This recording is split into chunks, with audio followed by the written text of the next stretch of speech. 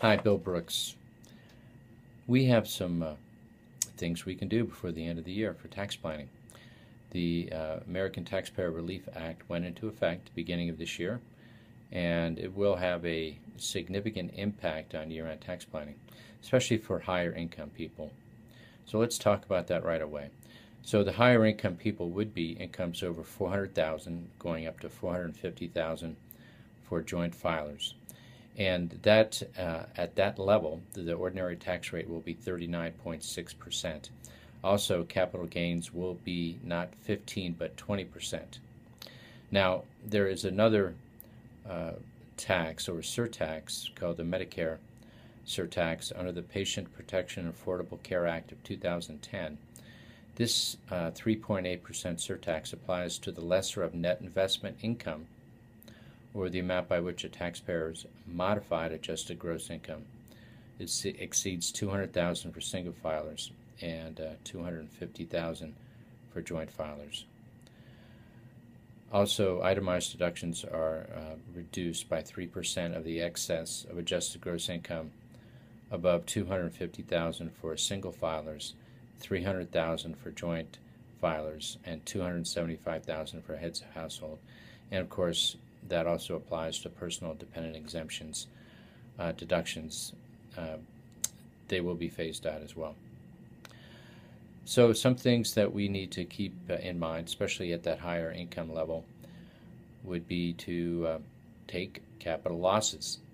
Remember, capital losses are, let's say, a write-off up to $3,000 of ordinary income in a current year. Also, if you are moving, let's say, into a higher income year in 2014, where your long-term capital gain rate will be 20%, might make sense to pay only 15% this year if you have capital gains. The alternative minimum tax is an interesting tax strategy as well. If you are subject to the alternative minimum tax, if you take extra income into 2013, it won't be taxed any more than 28%. That could be a good way to go. Tax deductions also for charitable donations. Remember, the fair market value of donated long-term capital gain property, such as stocks you've held longer than a year, are a good way to go. Also, you can deduct a donation charged on a credit card in 2013 but paid off in a later year, 2014. Another thing you could do would be shift income-producing property to other family members who are in a lower tax bracket.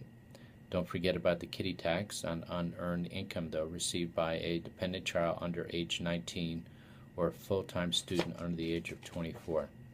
That would be taxed at the parent's top tax rate. If you have medical expenses, the best way to go would be to try to bunch them in any particular year,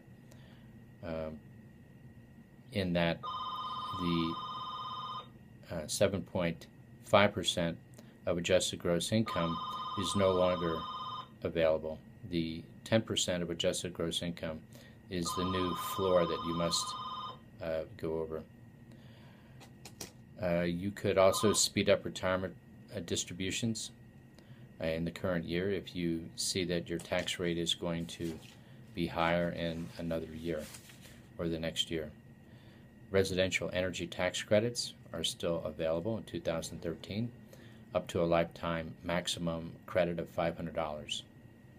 The sales tax deduction, instead of taking sales income tax as a deduction, is also available in 2013.